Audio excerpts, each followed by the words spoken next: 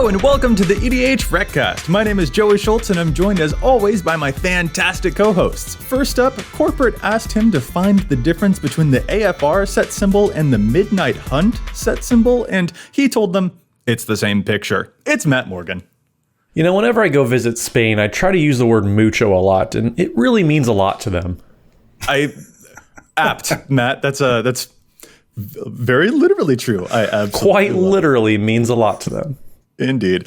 Up next, he just got done venturing into the lost mines of Fandelver of Secrets. That's Dana Roach. Joey, what do you call the out-of-control food truck that killed Edgar Markov? I congratulate it. I know that. But what do you call it? Buffet the Vampire Slayer. Dang it. Oh, that got me so good. Y'all that can see my facial expression right now, y'all got to, that was excellent, Dana. That's probably my favorite joke you've ever told. That's sad. That's true. Low bar here on the podcast. Anyway, this is the EDHRECast. EDHREC is the best deck building resource on the web for the Commander format, compiling data from deck lists all over the internet to provide helpful recommendations for new Commander decks. And here on the podcast, what we'd like to do is give all of that data a little more context. Matt, what is it that we're talking about in this week's episode? This week, we're going to talk about some strategies that we use to help cut down those last few cards in every deck. You know, we're only allowed to play 100 cards in a deck, so we're going to talk about the ways that we do that ourselves.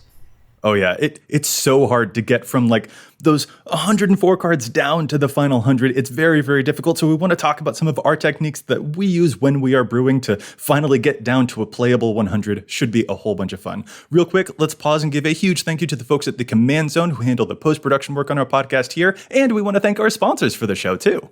The EDHRECast is sponsored by Card Kingdom and TCG Player, the vampire and werewolf tribal to every other online shop's Beeble list. Just go to EDHREC and click on the card in question and choose the vendor link down below. Doing so supports both the site and the show. And if you'd prefer to support the show directly, you can do so over at patreon.com/EDHRECast. We have patron tiers of all sorts of levels. We have patron exclusive content every single month. It's definitely a great way to support us, and you can do so over at patreon.com/EDHRECast.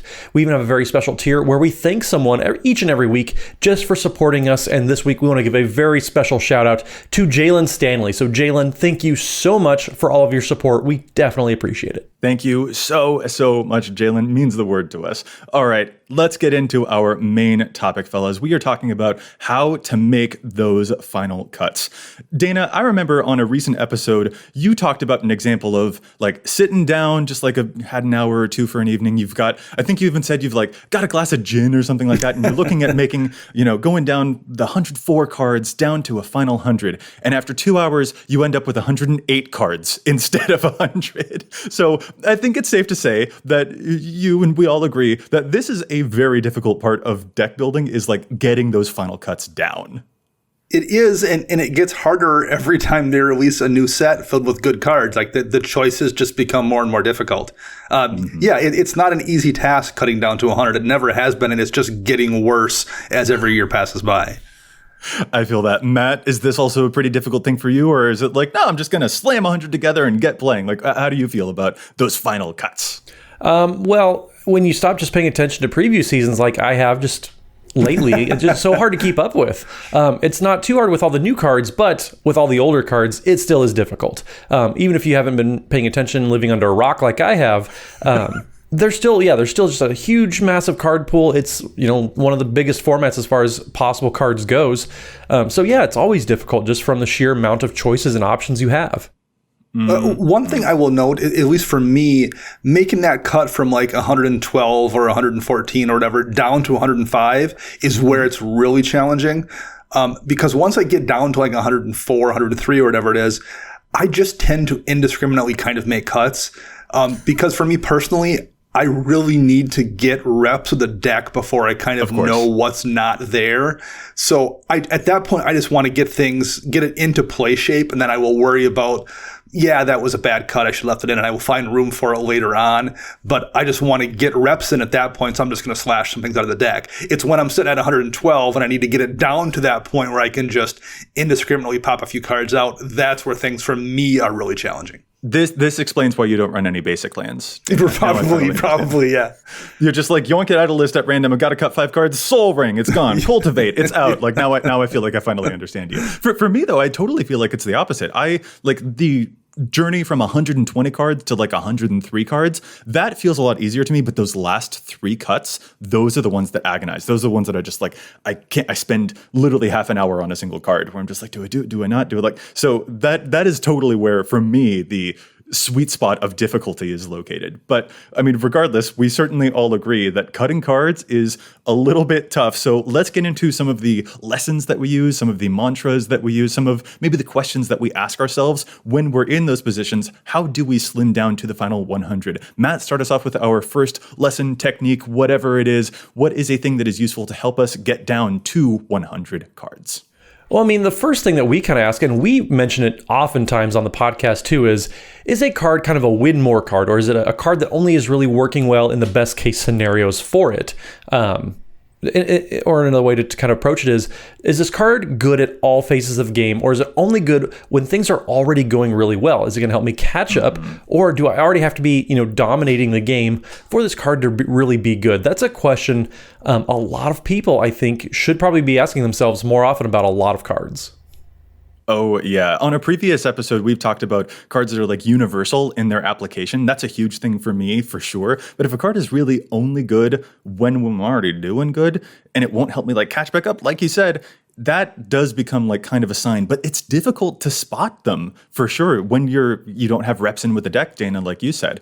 I think the most specific example I've been able to nail down of like my previous deck building and cutting experiences is that I used to play Hydra's Growth in my Rayhan and Ishai +1 counters deck. Hydra's Growth doubles the number of +1 counters on your creatures every turn, which is awesome. But in that deck, I had so many other ways of like naturally getting counters that card kind of amplified what was already an efficient enough board state that I kind of found that isn't what my deck needs extra help with. The rest of the deck is kind of getting enough of the counters. So this one, while cool, it's like really, really cool. It turned out for my particular build to just be a little bit superfluous. Well, and these kind of cards also make good cuts because of that thing you just mentioned, Joey. Because you're not going to know maybe whether or not they are good in your deck until you actually get the reps in. It makes for an easy cut early on to just get to that point where you can make reps. Because maybe you will find out in your particular deck, like once you've ground it out and played a dozen games, you're like, oh, very often I am in a position where Hydra's Growth will be good in my deck, in my build, in my meta, whatever. And then you can figure it out then. But like sometimes you just have to get to that point before you realize it. So why not make that cut early on so you can get to that point and then just get a feel for, am I going to want this in my hand when I'm at that point in the game? You can just do that in your head. It doesn't need to be in the deck, and then try it out later on. So it makes for a good cut for a couple of reasons, both because it's best case scenario and because you can just kind of mentally figure it out later on when you're in the game. Yeah, a really good example of a card that I've wanted to play, but I always end up cutting it because it only really works when I'm doing well is Second Harvest. It's a great green instant that doubles the amount of tokens that I have, but also like you have to have a pretty good amount of tokens on the battlefield in order to double an amount worth doubling. If you only have 2 out there, you're spending 4 mana to get 2 tokens. That's not that great of a rate. So that's a card for me. It's just always fallen into this category of it's only good when things are already going well. It's never really gonna get me out from a behind position. So it definitely feels like a win more card, and that's a card I've cut from so many decks. Well, it's so interesting. I expect that there are a lot of token players out there who have amazing stories with that card. And I think that there's probably like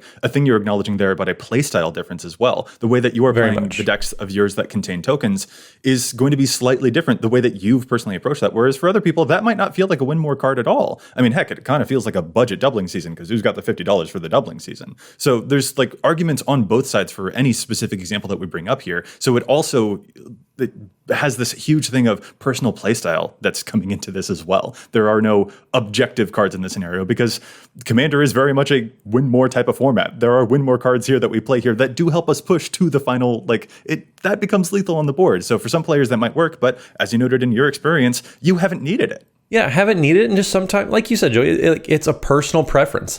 I haven't had great experiences with it. Other people have, whereas I've had great experience with Triumph of the Hordes. Doing the Infect thing, that's a card I have had great success with, and other people maybe haven't. It all comes down to what is the type of deck you're trying to build, how are you trying to win, and is it falling into that? And it's just, man. Then we talk about personal preferences all the time. If I was trying to play Dana's Sphinx tribal deck, I would bumble through a lot of turns and I just wouldn't play it as well. But Dana knows more about the deck. That's just how he likes to play the game. And that's why he has much better, definitely concrete suggestions for that deck. Another win more example here that's coming to my mind is also, Dana, in past episodes, you've challenged cards like Bred for the Hunt, which draws you cards if you hit enemy players with creatures that have +1/+1 counters on them.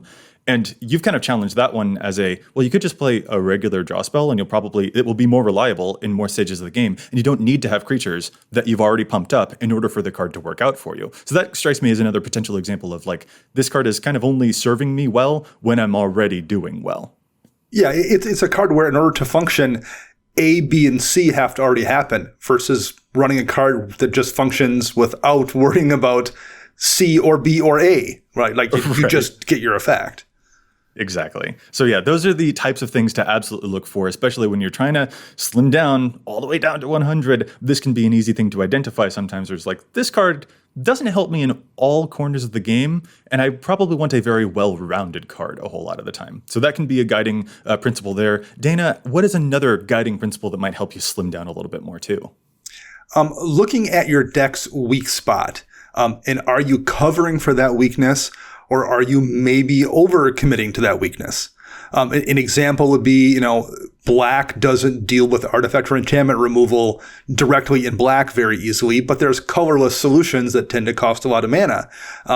Is it worth running those colorless solutions, and are you running too many of them? Right. There's that 7 mana exile target permanent spell, and it's yeah, that can get rid of an enchantment, but it's also 7 mana. And there are some situations where it is worth running those things to deal with it, but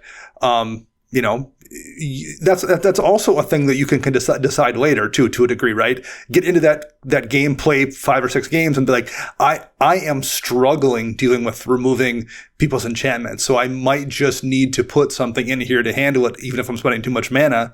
Or you'll decide I don't need that. I found after 5 games, I'm doing just fine without having something in there. So great, I can just proceed forward from that point on. Yeah, sometimes, I know recently we talked about Feed the Swarm on this Challenge of Stats. Sometimes you don't want to play it just because, sometimes you don't even care about enchantments in mono black. You can just find other ways to get around it. And depending on the deck, maybe sometimes you can't get around that. So, you have to play some sort of backup plan.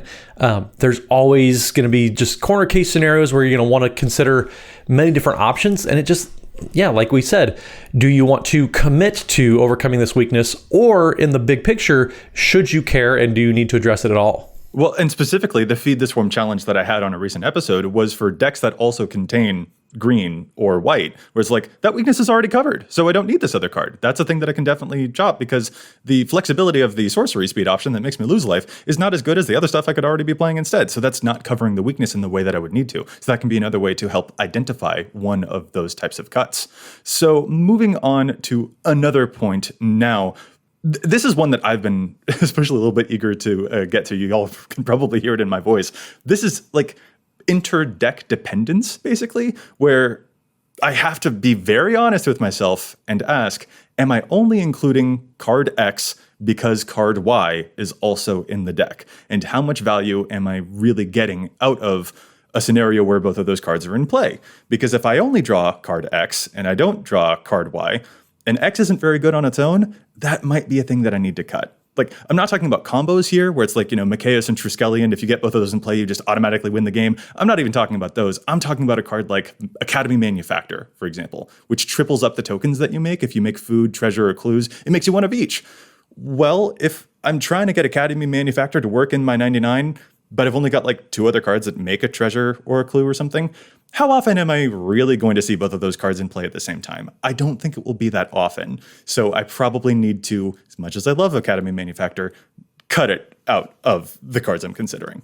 This is a thing that comes up a lot of times, I think, when people are looking at decks and making suggestions too. They're like, well, you're running this card, so why don't you run this card? Well, because it's dead if I don't have the first one out, and the first one isn't in the command zone, I'm not guaranteed to see it. I think that's a thing sometimes you get from combo players too, where like they really want to run combo, and I totally get that. But the best combos are ones where both halves of the combo are good unto themselves. I think that's one of the reasons Sanguine Bond and Exquisite Blood are so popular. Not only does it win you the game, those are both just fantastic cards by themselves. Like, you don't need something else to make those good, and you win the game if you have both out. So yeah, that's definitely an easy thing to cut, I think, is if you're looking at those cards that aren't like Blood Bond, where both halves aren't good on their own. That makes a very easy cut, because you can look at the card and just say, listen, this is just not going to do me any good unless I have the other half out.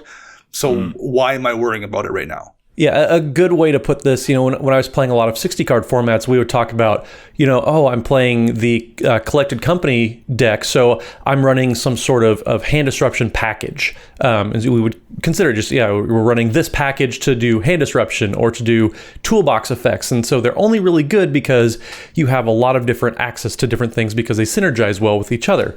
In Commander, it's the same thing. Are you playing something very specific because you think it's generally good, or is it only really good when it's synergizing with another card? Like we talk about the Isochron Scepter combo with Dramatic Reversal. Like, Dramatic Reversal isn't really that good of a card on its own. Like, yes, it has very, very narrow corner case, applications, but obviously it's well known because Isochron Scepter, and it goes infinite with a Soul Ring. You get all sorts of just infinite whatevers you need. But there's all sorts of different reasons that you would be maybe considering other cards if you're playing Dramatic Reversal, but not Isochron Scepter. That's kind of a really good example of what we're trying to narrate here. Well, and I actually also think here of a challenge that you had in the past, Matt, for the card Cloud Shift, which can blink a permanent and then it returns it under your control. And this was a card that you posited that, like, I think that we've got so many other blink spells that target all of your stuff, or that, like, Ephemerate, for example, comes back for another round next turn, that this particular card has kind of outlived its welcome. There is a detail that is different about Cloud Shift, where it returns the card under your control as opposed to its owner's control, which is a difference. Like, if you temporarily gained control of someone else's thing, you would be able to permanently take that creature by blinking it with the Cloud Shift.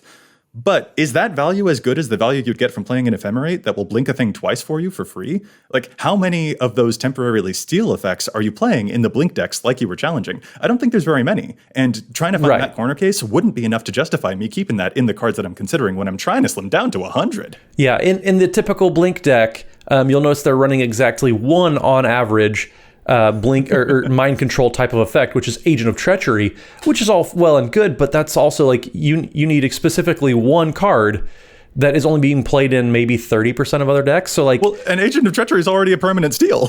Exactly, yeah. So like there's corner case scenarios, and so and I've done this too. Like I ended up arguing against myself when I was trying to defend a card that I'd already put in a deck, and when I took a step back and said, well, this is only really good because I need exactly one other card, and I'm not playing any tutors, so why am I playing this card again? Because I have to have this other very specific card in there. And if that's the case, then that's probably not a card that you need to be playing if you have to defend it against yourself. I would love to just see two Matt Morgans arguing over a pile of 106 cards. I've spent many time in a dark bar in the corner just arguing against myself. It'll look like Robert De Niro just having a monologue. Just, that's a good point, yeah. Oh, man. So, yeah, no, the Cloud Shift example is one that's been on my mind, which is why I wanted to get to this category especially. But let's move on to another one. This one, actually, I'll take the lead on it again because it might be more of a me thing than it is for you guys. But I sort very strictly. I use strict categories. So when I've got a pile of 103 cards in front of me, I will be like, all right, where are these cards going? Like, yes, there's your ramp and your removal type of categories, but do I have like a specific type of protection category? Or do I have this is a reanimation spells type of category? I'm very, very strict when I'm sorting out those cards into their different categories so that when a card doesn't fit cleanly into any one of those categories, I'm like, this seems like an odd man out, and that might be a clue to me that it doesn't necessarily mesh with what the rest of the deck is up to. Dana, is this an experience that you have too, or is this category thing not a hugely helpful piece for you? It is, and this is such an easy thing to do. If you just get like a giant piece of corkboard and like 100 different push pins and a bunch of string, you can put together your own murder board to analyze this in goodness. 2 to 3 hours tops and really get a good breakdown of what the categories are. Dana, no, we don't. That's not what I'm talking about. Your legendary murder boards pinned up on the wall, red string attaching between all of those cards. That's not quite what I'm talking about. Although I appreciate your dedication to the craft, man. No, I seriously though, I do know what you mean. Being able to eyeball that and and just look and carefully be like, how many different ways can I remove an enchantment? How many different ways can I guarantee I'm going to come out ahead card draw? Well, what ways do I have to ramp in this deck? And you might find yourself like, oh man, I put 13 pieces of ramp in this deck without really realizing it, and my commander costs 3 CMC. I can very easily get away with pulling a couple of these mana rocks out and just not hurt how well this deck plays. Like, breaking stuff down does oftentimes not only draw attention to what you're missing, but like what you might have too much of. And especially like if I end up with a category where there's only 2 cards in that category, then I'm like, well, it's not one odd man out, but there are 2 odd men out. And like, it kind of also forces me to be honest with how am I actually playing these cards? Do they really fit into a different category? Should I have these 2 cards in here if they don't fit anywhere? Like, it forces me to acknowledge, am I using this counterspell as removal or as protection? Am I using this, let's say, Berserk as like, am I being proactive with this or am I trying to be political with it? And that can be another way to kind of figure out the identity of the deck while you're sorting, while also potentially finding any stragglers. See, I'm just sitting over here like a Timmy, like you guys are talking about all these categories, and and like not to say I don't like, okay, I need some ramp spells, I need some draw spells, but then I just have 2 categories, theme and off theme, and that's about it. But like, I mean, that just works for me. You guys think about it way more than I do, which is cool. I mean, I start with like 98 cards. And I have to add cards to a deck, whereas you guys have to cut the 25. So it's cool. It's cool. I don't understand that at all, man. I've never been in the position where, I don't have enough cards in this deck. That's just never happened. Literally not one time has that ever happened to me. You guys are just trying too hard. Just No. We want to, just moderation, my friends, moderation. All right, Matt, take us to our next tip. What is another thing that can be helpful when trying to slim down, or I guess in your case, build up to those 100 cards? Well, I did mention on my themes that I happen to have. I have the theme and off theme. Well, off theme cards, a lot of times I have a lot of pet cards in those piles of that category, and a lot of times, man, that maybe they're just not that good. I've mentioned many times Rishkar's Expertise, like that goes into every green deck that I have just because it's one of my favorite cards. Is it necessarily great in a lot of them? Not really. No, there's probably better options for probably most of the decks at this point, but I don't know. That's a primo draw spell. It is a primo draw spell, but also like if you're like at best drawing like 3/3s, maybe it's not the best because like I'm playing a lot of smaller creatures. But I just being honest, about those pet cards that are in the deck, like, is this card something that I think is going to be good, or is it something that I'm putting in there just because I want to put it in there? Yeah, this is one thing that I will, I don't know if pushback is the right word, but one thing I do try to do is have at least one kind of oddball, truly strange or truly lesser played pet card in most of my decks. And as a result of that, actually, when I'm making cuts, I do tend to mark that as something that won't be pulled under any circumstance. I've decided to run, I recently built a Jury Master of the Review deck, and I have for many, many years been trying to find like a deck for Sigil of Distinction, which is an old Alara artifact that comes into play. It's X to cast. You put counters on it, and the creature gets +X/+X based on how much mana you spent to cast it. Dana, we're not at challenge the stats yet, but keep on finding these underplayed gems. I love it. Well, so this is a card that I do like, and I've never found a deck for it. So when I built Jury, I'm like, this works here well enough. It's going in the deck no matter what. Like, that's just not coming out at any point in time. So that's one of the things that I do I know what you mean, but I also like sometimes decide that I just want to run this card no matter what, so it's not coming out.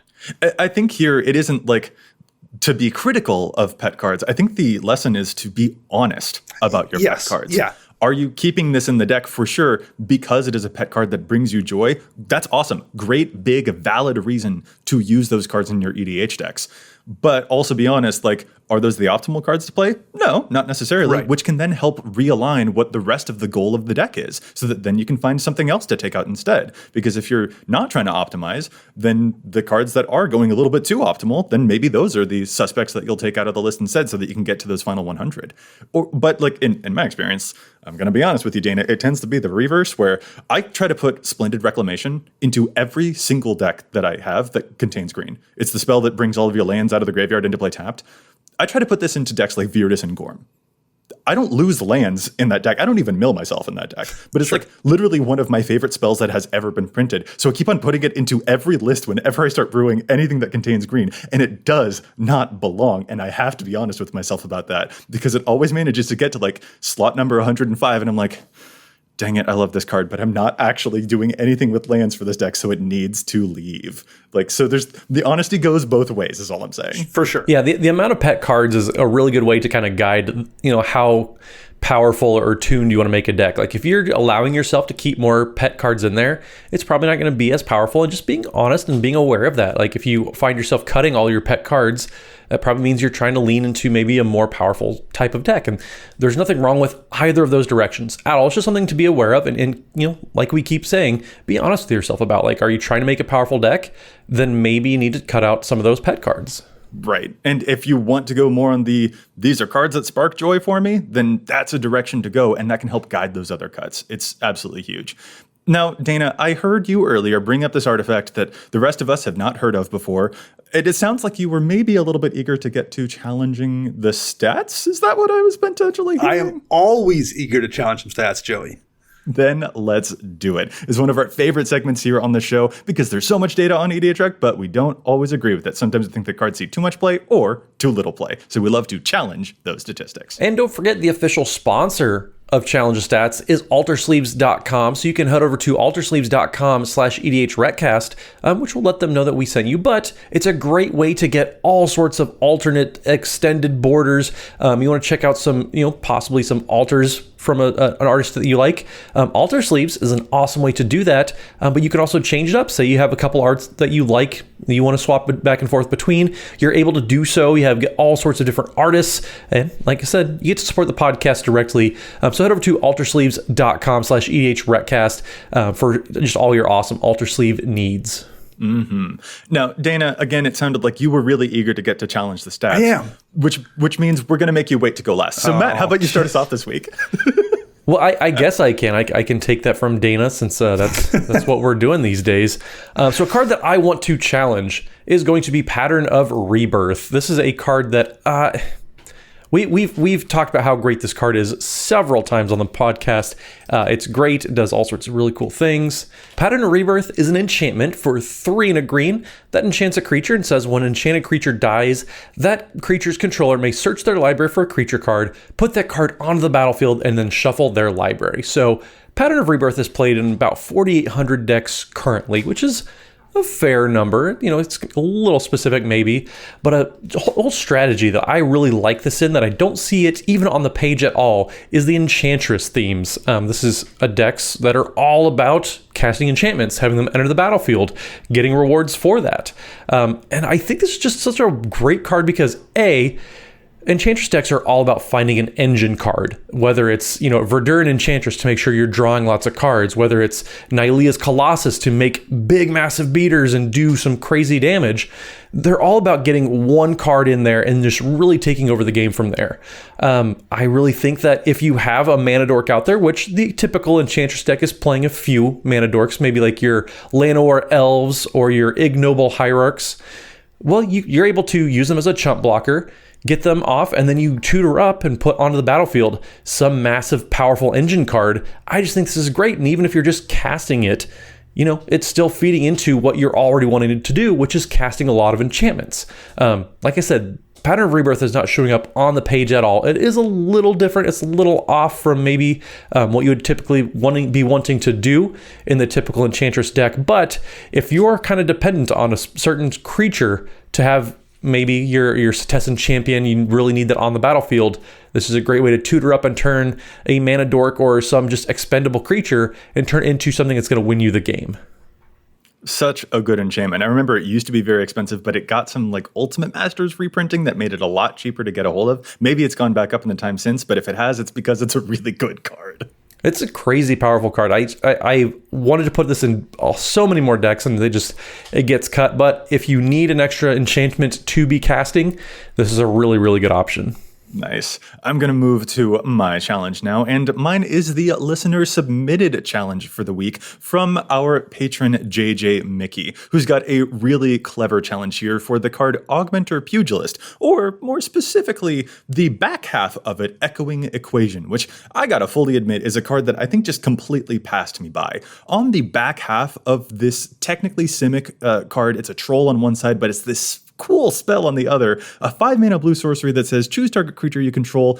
Each other creature you control becomes a copy of it until end of turn, except that those creatures aren't legendary if the chosen creature is legendary. So all of your creatures become a copy of one specific creature. And what JJ Mickey wants to challenge this in is for cards like Kumena, the Tyrant of Araska, the Merfolk Tribal Commander, who puts a whole bunch of Merfolk and sometimes Merfolk tokens onto the board. And Merfolk is really famous for having those things like Lord of Atlantis that pump up all of your other Merfolk. So it's a very, very powerful spell to use to turn all of your creatures into a single Merfolk Lord, where each one of them is pumping each of the other ones up. You kind of make a one-sided coat of arms for this deck. This is a really clever spell. Because the spell is on the back half of this card, I feel like I completely overlooked it, and maybe some listeners out there have as well. This card isn't showing up in many of those decks at all, but it's a really clever card. Definitely try out in your Simic decks, but also, as JJ recommends here, for Kumena as well, because this thing can do some really nasty work. Okay, is it my turn here finally? I've listened to you all talk for way too long. Okay, all right. Okay, fine. Yes, Dana, we'll let you go. Oh, dang it. So my challenge set was inspired by a new card from Midnight Hunt called Mask of Grizzlebrand that I'm definitely going to run in at least one deck. When a creature dies, you may pay X life or X is its power, and you draw X cards, and it has lifelink and flying. It's a neat little Grizzlebrand tribute piece of equipment that's definitely going to see play from the new set. But it reminds me of an older card that's only in 546 decks, and that's Fruit of the First Tree from way back in Khan's block. Fruit of the First Tree is an enchantment, 3 and a green for an aura. When an enchanted creature dies, you gain X life and draw X cards, where X is its toughness. Auras aren't necessarily great, and I think part of the reason people don't run this card in particular is because it's really easy to get 2 for 1 if somebody has, a Path to Exile spell or Swords to Plowshares, and I think people have tended to run this with the hopes they would draw when something incidentally dies, and then they get burned by, a bounce spell or a exile or something that doesn't trigger it. I think it should be in more than 500 decks, though, because if you use it correctly, which I think is to use it and then immediately sacrifice this thing you hit with it, it's way stronger. Life's Legacy is a sorcery that does a similar thing. It doesn't gain you life, it just draws you cards. That's in 5,000 decks, and it's a little bit cheaper to cast, but it's also not recurable in, say, a Muldrotha deck, where you're always sacrificing creatures anyway. Fruit of the First Tree, I think, is a really neat, reusable draw spell in green decks that have the ability to reuse enchantments. And it can be an absolute blowout in the right situation if you're flinging things, like in my deck, for example. And I think it definitely should see more play than just 500 decks if you play it in a way that protects you from getting burned. That is really savvy. And frankly, I know the deck you're talking about, your Crush the Blood-Braided deck, where, frankly, the danger, honestly, Dana, that you might run into there is that when you're flinging something, it's usually for 80 damage because you've gotten that many +1 counters onto your thing. So you personally might need to be a little careful that Fruit of the First Tree doesn't kill you when you draw too many cards off of it. It isn't a May effect. And I have, in fact, killed myself with this card at least one time by not paying attention to the size of the creature and the size of my library. But I think that's just a testament to like how good this effect is. That's not a bad thing. If a card has drawn you so many cards, you've died. That's exactly. You just need to pay more attention, but it's a really good card. Yeah, I totally love it.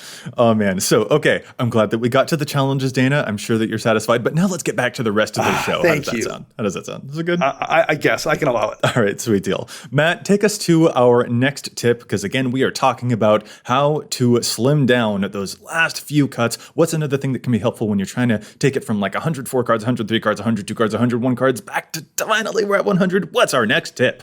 Oh, I thought we were doing my thing where we go from 98 to 99 to 100. Nope. I would like to be excused from this narrative. Let's keep going. Fair.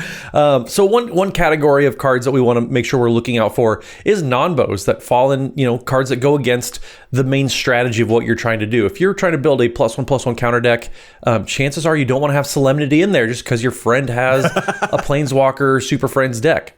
Chances are that's not going to go well for you more often than it's not going to go well for your friends. So look for some non-bows, look for some anti-synergy type of cards that you have going on, and maybe consider those as a strong candidate to be cut, because if they're only taking away from your own strategy, then why are you really playing them? Yeah, those anti-synergies that can sometimes cause your deck to stumble. A really classic example I think of is Cascade decks that they want to cascade into a bunch of cards, and then they've got a couple of counter spells in their deck. So when they cascade into a spell, they hit their own counter spell, and it's like, oh, the cascade really just completely whiffed. That is the type of thing that during deck construction you might be able to spot to be like, maybe I don't need these types of counter spells to be here because it kind of contradicts my cascadey stuff that I'm actually trying to achieve. The kind of classic example of this for me, and I've been playing long enough that I do tend to catch it before we get to this point, but Lightning Greaves. Are you going to need to target your own commander very frequently? And or do you have enough other creatures in the deck to move Lightning Greaves somewhere else if you do need to target your commander? Right. And I've, as I said, I've been doing this long enough that I can pay attention to that. I know to look for it immediately. But you need to look for it because it's a thing where I definitely have had Greaves in a deck and got down to that 105 cards and then be like, okay, Lightning Greaves is going to be a problem in these 6 scenarios, and that's more scenarios than I'm comfortable with. So I'm going to switch it to Swiftfoot Boots or something, or another alternative, because it's just going to burn me too frequently for me to be comfortable with. An example from me, another personal pet card actually, is Mazarek Kraul Death Priest, where whenever people sacrifice stuff, you get +1 counters on all of your creatures. And I keep trying to force that into my Marin deck because I'm sacrificing stuff all over the place. This sounds like another cool way to do things. But the thing that I always forget, and that whenever I'm like trying to rebuild that and like, go back up to it, do I want to switch things up? The thing that I always come across is that Mazarek's +1 counters contradict any of the Undying cards that I would try to play. Because Undying brings your creatures back, but only if they have no +1 counters on them at the time that they die. So those cards are kind of conflicting with each other. And that does mean like, dang, I've probably only got room for one of these things, and I need to pick which one. And that helps me figure out, okay, this will be the card that I take out to go from 101 cards in this pile finally to an actual 100. Well, another good thing to look for here when you're making cuts is to just take a second look at the kind of quote unquote staples that people tend to put in a lot of different decks and decide if those are something you really want to be running anyway in this particular list. This feels a little bit like part of that pet card thing we talked about where, Rishkar's Expertise is good in a lot of green decks, despite it just being a pet card to Matt's, but are you running in your green deck because you're playing green, and then do you really need to look and see, is this going to actually pay off in this deck, or is it filled with 1/1 elves that are probably not going to give me the bang for my buck that I want? I do actually have a deck where Rishkar's would be a bad card. I know that that's hard to believe for a lot of people, but my Virtus and Gorm deck, I've got a 1/1 and a 2/7 in my command zones, and then the rest of the deck contains, I think there's maybe a 3/3. Like, that wouldn't be a good card for that deck. And automatically slamming Rishkar's into the pile is totally a thing that I did when I was building stuff up. And then I realized, the actual rest of the deck doesn't support this thing. So yeah, those are the tiny things where the staples can really stick out to you, but sometimes the staples aren't the right choice. Well, I think we talked about it in the cards we don't play thing. Mirage Mirror is a fantastic card. Like, there are very few situations where power-wise, Mirage Mirror isn't useful in your deck. It goes everywhere. It always does a useful thing. It's amazing. But it's also kind of an easy cut for that reason, too. Like when I'm down to the end and I'm like, I don't know what this last one card to cut is, things like Mirage Mirror or Sensei's Divining Top or Scroll Rack, if they're not an integral part of some specific strategy in that deck, if you're just running them because they're universally good, and they are definitely universally good, that does, at least for me, kind of make for an easy cut. Because you're like, well, I've played this card a gazillion times as it is. It's not doing anything super interesting in my deck. I'm just going to pull it out. Well, and another thing that we've kind of talked about several times in the podcast too is, yes, like Wrath of God is a fantastic board wipe. It's kind of the default go-to, most powerful. It's 4 mana, destroys all the creatures, can't be regenerated. Great effect. But we've also talked about, if you go into the 5 mana Wrath categories, if you question like, yes, Wrath of God is the best, but are there some other benefits that I can be getting if I look outside that immediate staple? Maybe you want to look at some other ways to, draw cards. Maybe your life total is kind of precarious, so you can't play every single Sign in Blood, Night's Whisper, Read the Bones type of draw spell, and you need to look into some other types of things that you can be doing. Looking outside the staples maybe sometimes is a way to find some of those hidden gems. Maybe you're restricted on budget. That's a very real thing that a lot of people have. So you can't afford to have Cyclonic Rift in every single deck. Maybe you want to look outside that. Maybe you find Whelming Wave that way, and that's another way to just bounce a whole bunch of creatures. There's all sorts of different situations and scenarios where people are finding some very, very powerful cards because they're looking outside of those staple type of effects. Mm-hmm. I feel like some of the biggest blowouts that I've ever seen have come from, like you mentioned, those alternate versions of Wrath. Instead of playing the typical, like, oh, here's the Wrath of God and the Damnation, someone might play like, it's like End the Sands or something like that, which destroys all creatures and anything that was attached to a creature. And it's just like, oh, they didn't have any equipment in their deck. They opted for this very unusual one. And then that got rid of me and my Lightning Greaves. How dare they? Like, there are sometimes those extra unique effects that you can locate by being a bit more discerning and going outside of that box, as you said. Yeah, I had a friend who, they had a Dragon Tribal deck and they were kind of upset because Damnation was an expensive card, and it still isn't very cheap. But I looked at him and was kind of like, well, why don't you just play Crux of Fate? Like, it's one more mana, but if you're playing Dragon Tribal, just it's just better. Like, pay one more mana and you get to save all of your own creatures. That just seems like a pretty swell deal to me. And they looked at like, oh yeah, I'm going to save $39 and just play Crux of Fate instead. And so it's great. Like, sometimes you're able to find those types of swaps that maybe you're giving up like a mana or two, but like the upside that you're getting out of these is so much higher than what you would be getting otherwise. Mm-hmm. There's another example that comes to my mind here too when we're talking about second guessing the staples. I built a Karazakar the Eye Tyrant recently who goads your opponent's creatures whenever you attack them. And I was all set out with a bunch of the traditional mana rocks that you would usually expect to see in a deck like that. And then I started realizing, wait, maybe I can start cutting some of those out, because what I'll actually want are these other mana rocks like Rakdos Keyrune that can animate themselves into creatures in case I want to play Karazakar, animate just a tiny little 3/1 little mana rock here and attack someone to goad their creature. That was a synergy that I was only able to find by second guessing those staples. So that cut out a bunch of the cards out of my considerations list so that I could better tune the stuff that I was doing to that deck. And that really helped me along with the cutting process. So I totally love this idea of making sure that just because it is a staple doesn't mean that we always treat it like it's going to be good in every deck. We don't just want to find cards that are good in every deck. We want to find cards that are good in our specific decks. All right, Matt, this next point that we're getting to is, I know, another very dear point for you. Tell us about advanced filters. Oh, how much time do you got? We can fill a whole episode of me talking about advanced filters. This is the tool that this is my default answer. Whenever somebody asks, Matt, how can I use EDHREC better as a deck building tool? Learn advanced filters. It is my favorite, far and away. I use it more than any other aspect of the website. It's just so great. It's a good way to kind of find people that are thinking on the same wavelength as you. Maybe you have certain synergies you want to really dial in on. But man, advanced filters just helps me also make cuts to the deck. So just as importantly as what cards are people playing with, in Merryweather-like duelist decks with Throne of the God Pharaoh, but what are they not playing? That's another thing that I always want to consider is, are they really playing this random card that I'm thinking about? And if not, then maybe it's something that maybe I don't really want to include. So just as much as it's helping me find cards that I do want to play, advanced filters helps me choose what cuts to make as well. Right. You can go and search for mirror decks that only include that Throne of the God Pharaoh so that it slims down to see like-minded results. Or you can be like, well, I know that I'm definitely not playing X, Y, Z, and Sigma and other cards here. So I'll advance filters to not show me data from decks that do include those cards because I already know that's not a strategy I want to go down. And that can help you find other players who think the same way that you do. And if they're not including certain cards in their deck, maybe there's a reason for that because of something that they discovered. So you can find more that way. Although I feel like I can hear this response whirring in Dana's brain.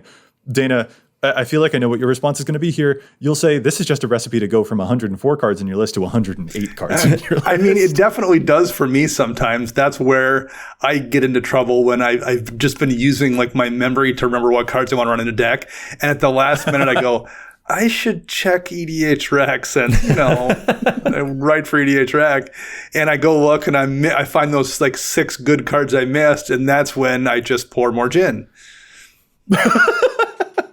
Yeah, so I do kind of feel that. But Matt, I still love the tip that like advanced filters can help you find other things where other players have done a similar thing to you. And here are some of the cuts that they've made because these cards that are still in your list are really far down on the page. And that might help you find some of those things to really get rid of. And so I totally agree with you, Matt. I think it is also a very valuable tool.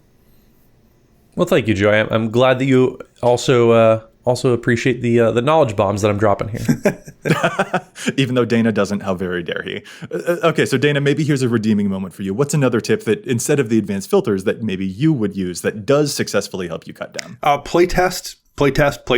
Just playtest. And that sounds like the kind of thing you do when you're at 100 cards.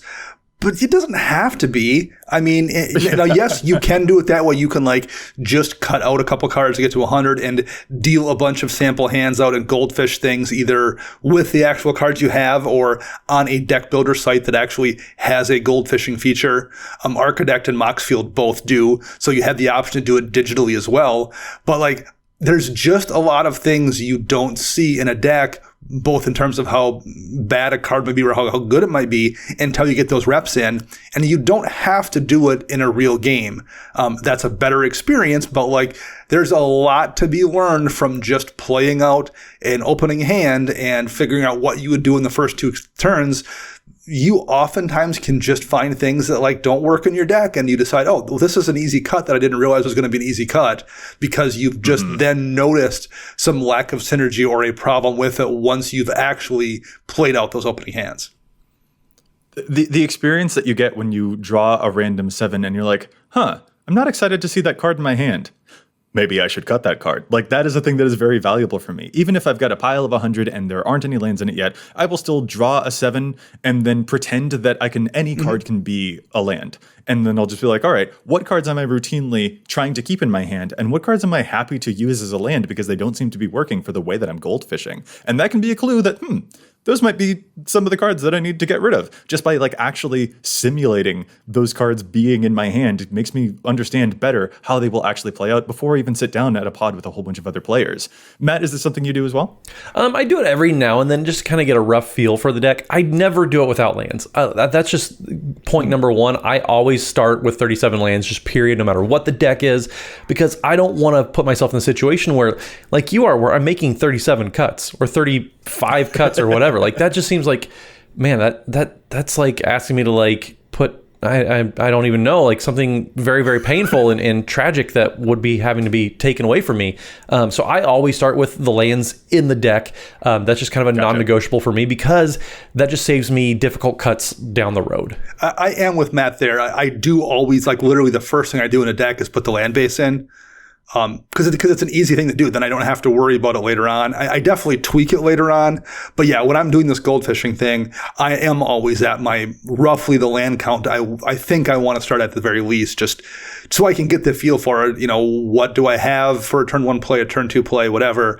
And the other reason is that also actually gives you a sense of your mana pip count as well. Like, it's one thing to look at a deck and feel like I need more red than I need green because of the casting cost. things tend to play differently sometimes when you actually deal a hand out and you realize, oh, I'm doing a lot of these, red things at instant speed on someone else's turn, so I need to have more red available on my turn to actually do the main phase things I want. Like, sometimes it just works out in a weird way, and you have to get a feel for it via gold fishing.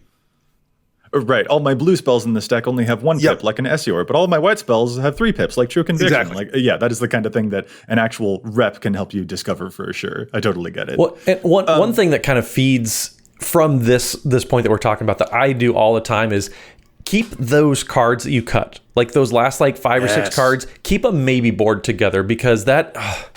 one of the worst things ever is cutting a card, then coming back to it, and you want to put it back in there, but you don't know where you put it. So just keep a maybe board and keep those last few cards that you want to play around with. Maybe you're not sure if you want this to be the cut or not. Keep those cards around. Keep them handy so you can play a game, and immediately after you can put those in and make those swaps to try them in the very next game. That way you know exactly what cards you're considering. Keeps them around. It's just something so handy. And two, it's just maybe you want to change up the deck a little bit. Having a few extra cards there just to swap around, just in case you're feeling a little spunky, or maybe you want to take it a little easier. That's something you're able to do. So keeping a maybe board is something that's so valuable, especially when you're in that play testing phase. Those cards will still be there if I cut them. Like, it's cool, Matt. I love this point because I have found other synergies emerge that I wanted to replace other cards in my deck with. I think of when the card Author of Shadows came out, that was like a turning point for my Marin deck. I know that sounds dramatic, but it sincerely was. Author of Shadows is a 5-mana black creature that enters the battlefield and exiles all of your opponent's graveyards, and then allows you to take a card from among those that you can cast a little bit later. And I was like, oh dang, this is perfect for me, because in my Marin deck, I love playing Living Death. Living Death brings all of everyone's dead creatures back into play. It's so good because I can make sure that no one else has a graveyard and only I get a graveyard. And having those available to me and keeping some of these cards just around in the maybe board was so useful for me, because I then was able to see, there's a non-bow with the Sepulchre Primordial that I'm running. And it was just such an easy swap to make, but it was only because I had it so easily on hand that I could even make those connections. Stuff shifts around. So having your maybe board available to you is really, really important to see how your deck is growing up. Yeah, it's useful not just for the making cut phase of this, but it's useful for the 6 months down the road or a year down the road portion of this. Right.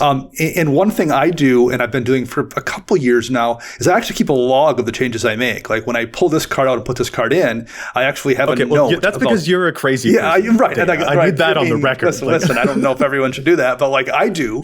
I make a little note in the notes field of my deck list online about what I added and what I removed, and then a little field like, this is why I pulled it out, this is why I made this change. It's useful to revisit that and be like, why did I pull this out? That made sense then, but it doesn't maybe make sense now. So maybe I want to revisit that because my deck composition has changed enough where the reason I pulled it in the first place no longer matters. Mm-hmm. Right, like a card like Viridian Revel, for example, which years ago, there weren't a whole lot of artifacts dying all over the place, so it probably wouldn't have drawn you a whole bunch of cards, because it only draws you cards when artifacts die. Whereas nowadays, with all the treasure tokens running around, it's huge, and so that's the kind of thing that a maybe board is super useful for, because boom, now that synergy, things have shifted around, and you're able to make huge use of that. Well, a good example of this, Joey, is when Solemnity got released back in Amonkhet block, I had put it in a Sphinx Tribal deck, actually, and I wound up removing a couple of cards that non-bowed with Solemnity. And then, at some point, I took Solemnity out because for whatever reason, I remember what it was. I didn't like some interaction, or I just wanted to try something else.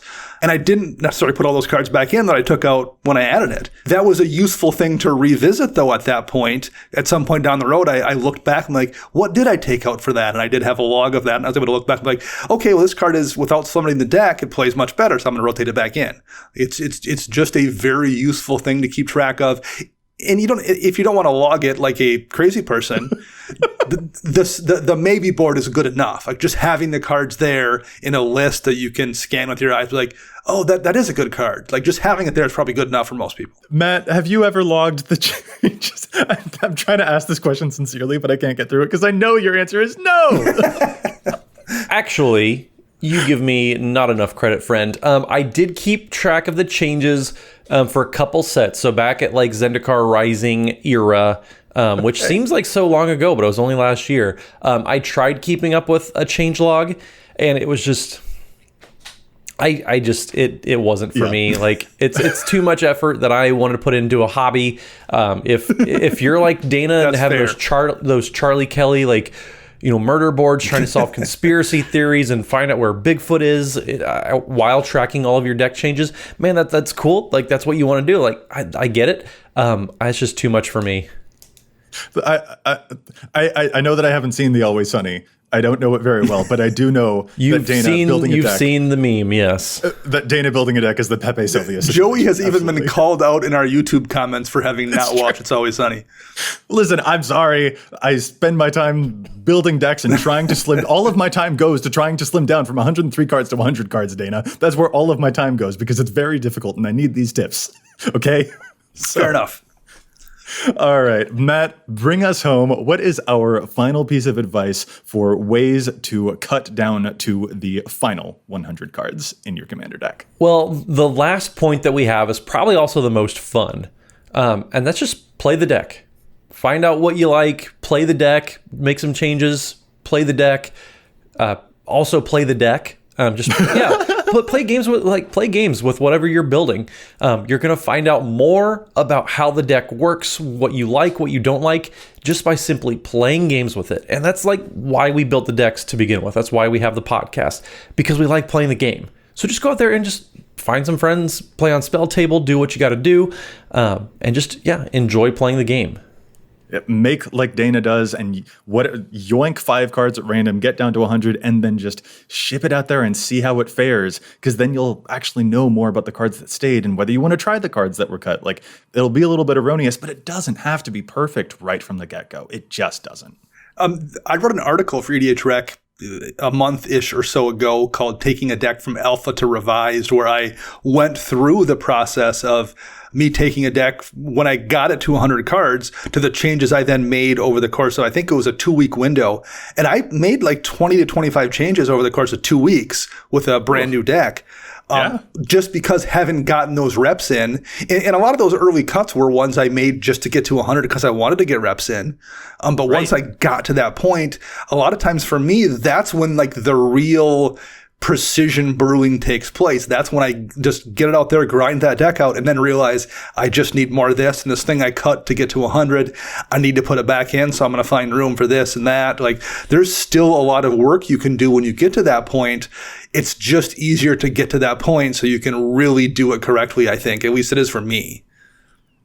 I think a big lesson for us here is that it's kind of been a mistruth of the foundations of this episode, maybe, that the ending of the deck brewing process is when you cut down to 100, because that's not the end point. It's just not actually playing the deck and learning and growing with it. There are further cuts that will be made past that point. So yeah, very much. I mean, maybe you are someone, you as a listener out there, maybe you're someone who can mentally do those things before you get to 100.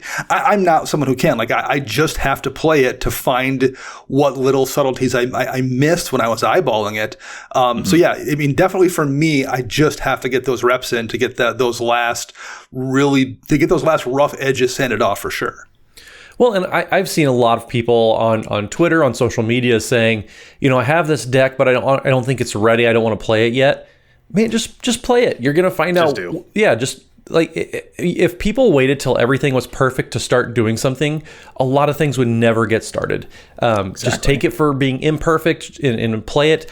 And then tune it. Like you can have a deck be done, but if you want a deck to be done, then like you probably just brew it and you're good to go. You don't have to worry about playing it. But it's a living thing. Like you can make changes whenever you want to. So just get out there, just play the deck as imperfect as it is, and just keep making it better. It doesn't need to be perfect to get shuffled up. Yeah, this is, I think, one of the lessons that I personally need to address most is that like those last 3 cuts are really agonizing. But what would save me a lot of time is not stressing out about that and just picking 3, getting rid of it, and then just like actually sitting down at a table to see how the deck goes. I will learn what I need to get rid of way, way faster. And if it's not perfect out of the gate, that's fine. I will accept several losses so that I can get actual experience and knowledge with what I need to be doing in this deck. So yeah, Matt, of the points, I think you're totally right that this is the very, very best one and the best way to get actual genuine experience doing the thing. It's also kind of a good lesson for life in general. If I had waited to be great at podcasting to start recording shows, I still wouldn't have started yet. Like you just have to start doing things sometimes to actually, get the experience to get better at doing them. That applies to everything besides just deck building. And we're still waiting for you to get better. Yeah, exactly. Right. You have a long wait ahead of you, possibly. Oh, I was going to be more polite than that, but yeah, Dana's absolutely true. Like, I enjoy playing League of Legends, and if I waited till I felt super great and powerful at playing any given role or any champion, like, I just wouldn't. I'd just be playing norms. But like, just jump into the pool, like play whatever you want, and learn. Like, you don't have to spend all your time in the practice tool and goldfish like we do with our decks. Just jump into a game and just learn. Just right. Learn by doing.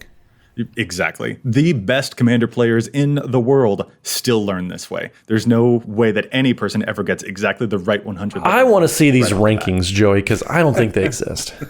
I can guarantee you that I'm not on it, but fair. I'm just completely agreeing with you. There's no point at which this will ever necessarily be like, oh, I've definitely got exactly the 100 that I want. Anytime you build a deck, it's always going to need actual repetitions. And so just don't stress about those is kind of a weird lesson, but it just genuinely works. It is, I think, the most effective way to actually find out which of these cards are you going to keep and which of these cards can you finally toss out of the consideration so that you've got the deck that you really, really love and it can grow up with you.